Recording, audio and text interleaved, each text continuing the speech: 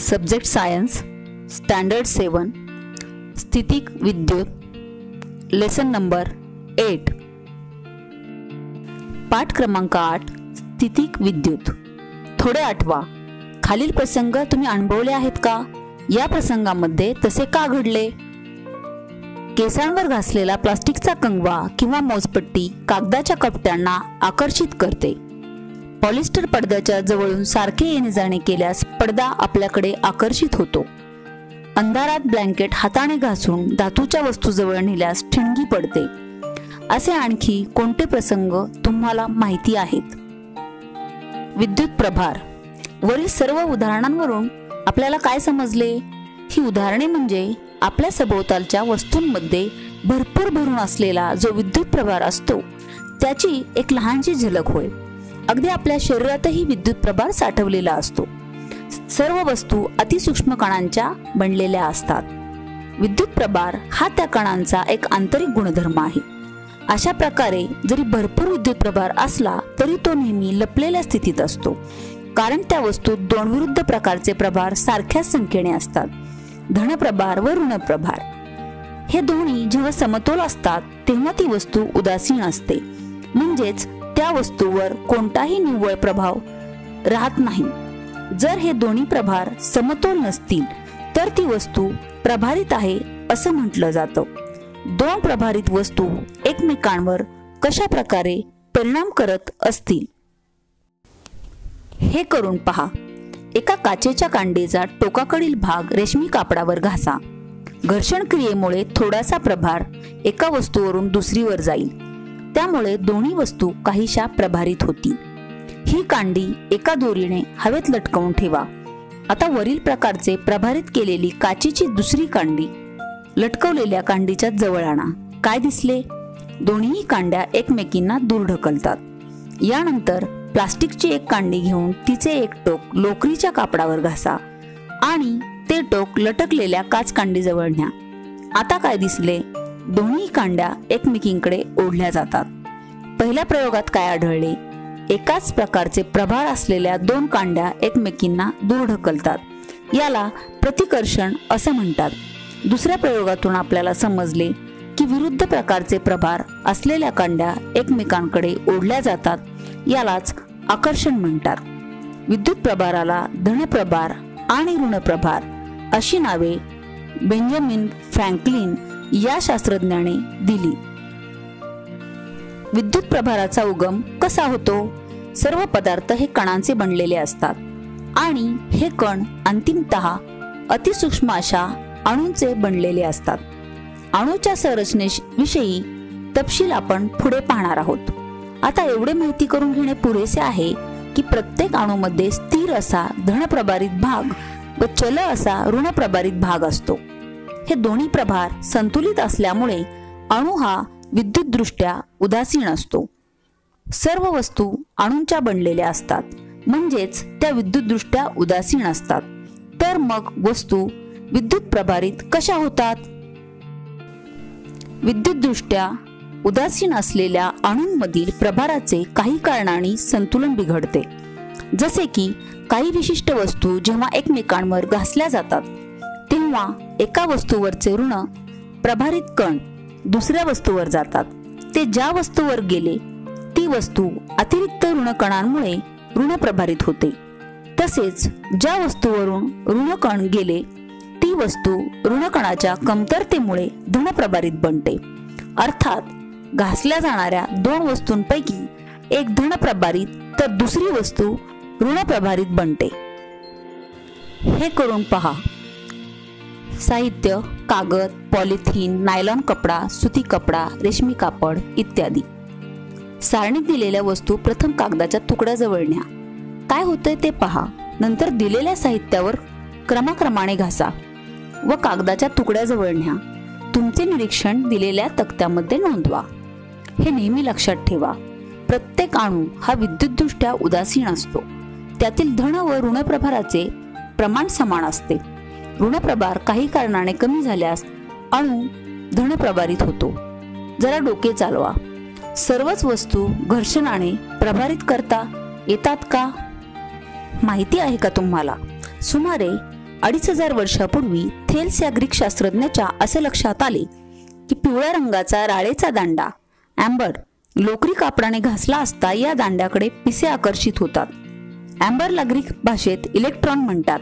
म्हणून ॲम्बरच्या या आकर्षण गुणधर्माला थॉमस ब्राउनने 1646 साली इलेक्ट्रिसिटी हे नाव दिले. घर्षण विद्युत घर्षणामुळे निर्माण होणाऱ्या विद्युत प्रभाराला घर्षण विद्युत म्हणतात. हे प्रभार वस्तूवर घर्षण झालेल्या ठिकाणीच असतात.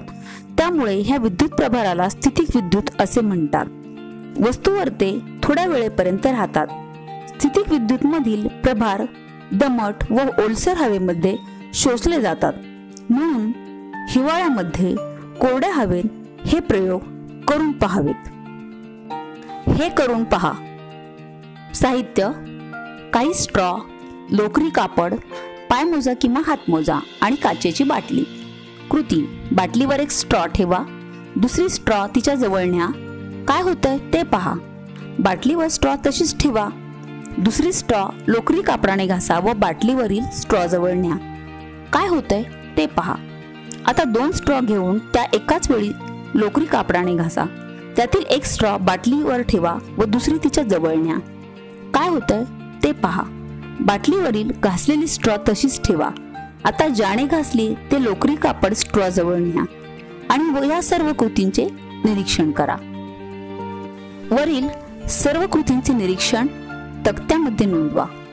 विद्युत प्रभारित वस्तू प्रभार नसणाऱ्या वस्तूंना आकर्षित करतात. समान विद्युत प्रभारांमध्ये प्रतिआकर्षण होते. विरुद्ध विद्युत प्रभारामध्ये आकर्षण होते. विद्युत प्रभारित वस्तू ओळखण्यासाठी प्रतिकर्षण ही कसोटी वापरली जाते. निरीक्षण करा व चर्चा करा. थर्माकोलचे बॉल किंवा मोहरीचे दाणे एका प्लास्टिकच्या बाटलीत घेऊन बाटली जोरजोराने हलवा. दाणे एकमेकांपासून दूर जाण्याचा प्रयत्न करतात पण बाटलीला चिटकून बसतात. असे का होते हे करून पहा. स्पर्शाद्वारे वस्तू प्रभारित करणे. एका प्लास्टिकच्या कंगव्याला कागदाने घासा. या कंगव्याने दुसऱ्या कंगव्याला स्पर्श करा व तो कंगवा कागदाच्या कपट्याजवळ न्या. काय होते? प्रवर्तनाने वस्तू प्रभारित करणे.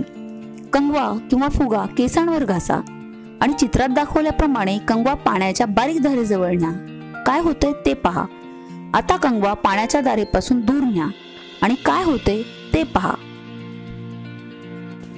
विद्युत प्रभारित कंगवा पाण्याच्या धारेजवळ नेताच धार आकर्षित, प्रतिकर्षित किंवा पूर्ववत होते. विद्युत प्रभारित कंगवा धारेपासून दूर नेताच धार आकर्षित किंवा प्रतिकर्षित किंवा पूर्ववत होते. सुरुवातीस पाण्याची धार प्रभाररहित आहे. ऋणभारित कंगवा जवळ येताच पाण्याच्या धारेतील कंगव्या समोरच्या भागातील ऋणकण दूर सारले जातात. ऋणप्रभाराच्या कमतरतेमुळे धारेचा तेवढा भाग धनप्रभारित बनतो. कंगवा ऋण आणि पाण्याची धार धन या विजातीय प्रभारातील आकर्षणामुळे पाण्याची धार कंगव्याकडे आकर्षली जाते. कंगवा दूर नेताच पाण्याच्या धारेतील ऋणकण पुन्हा पूर्वस्थानी येतात. धन व ऋणप्रभारांची संख्या समान असते, त्यामुळे पाण्याची धार प्रभाररहित होते व आकर्षित होणे थांबते. जरा डोके चालवा.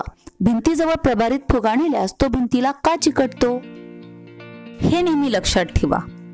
प्रभार नसणाऱ्या किंवा उदासीन वस्तूवर धन किंवा ऋण प्रभारांची संख्या सारखी असते.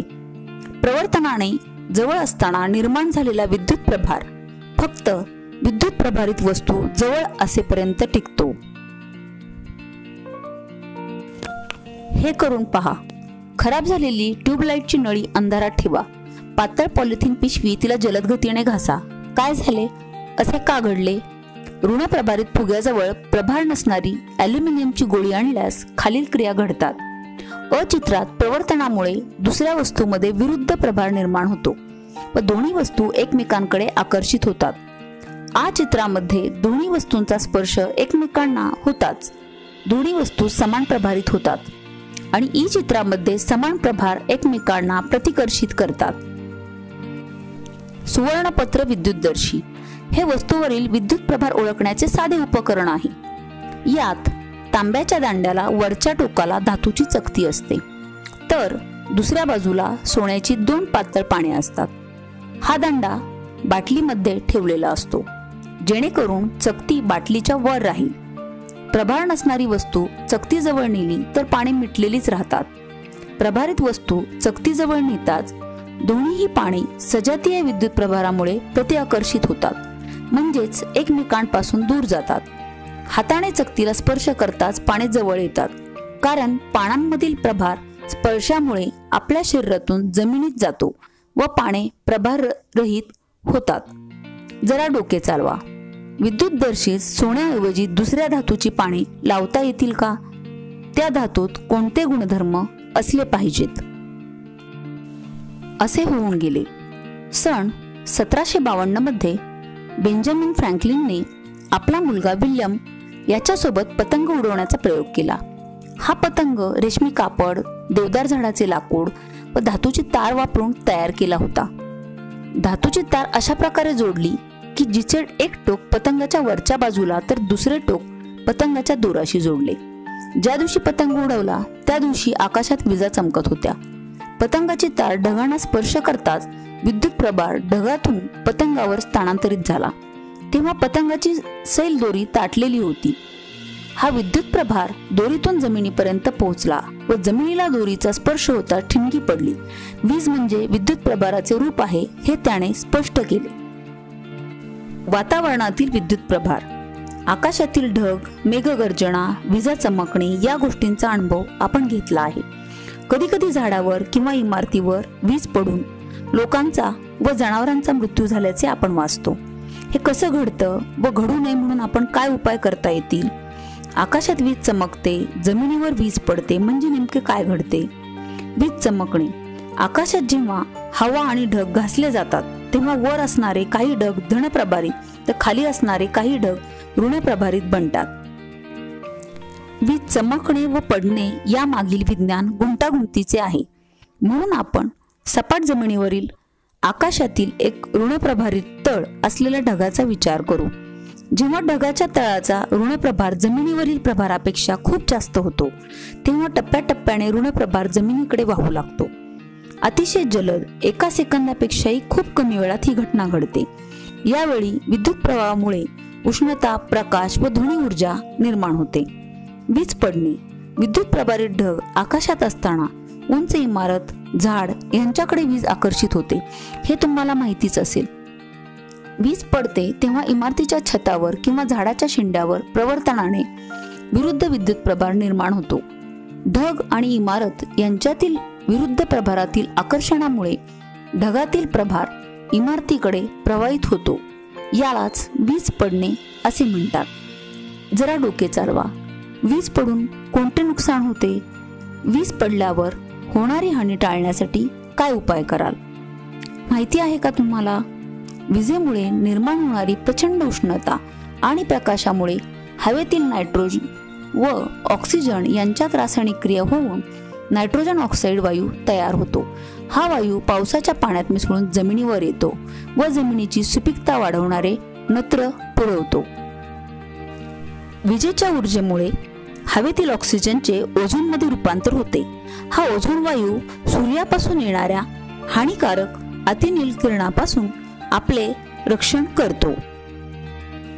तडित रक्षक. ढगातून पडणाऱ्या विजेच्या आघातापासून बचाव करण्यासाठी जे उपकरण वापरतात त्याला तडित रक्षक म्हणतात. तडित रक्षक म्हणजे तांब्याची एक लांब पट्टी. इमारतीच्या सर्वात उंच भागावर याचे एक टोक असतं. या टोकाला भाल्याप्रमाणे अग्रे असतात. पट्टीचे दुसरे टोक जमिनीच्या आत बिडाच्या जाड पत्र्याला जोडलेले असते. त्यासाठी जमिनीत खड्डा करून त्यात कोळसा व मीठ घालून हा जाड पत्रा उभा केला जातो. त्यात पाणी टाकण्याची सोय करतात. यामुळे वीज चटकन जमिनीत पसरली जाते व नुकसान टळते. विद्युत प्रभारित ढग इमारतीवरून जाताच हे इमारतीकडे प्रवाहित होणारे विद्युत प्रभार तांब्याच्या पट्टीमार्फत जमिनीत पोहोचवले जातात व त्यामुळे इमारतीचे नुकसान टळते. उंच इमारतीवर असे तडित रक्षक बसवल्याने आजूबाजूच्या परिसरातही वीज पडण्यापासून संरक्षण होते. तडित आघातापासून बचाव कसा करावा याची माहिती तुम्हाला आपत्ती व्यवस्थापनाच्या पाठातून मिळेल. Thank you very much. Like, share and subscribe.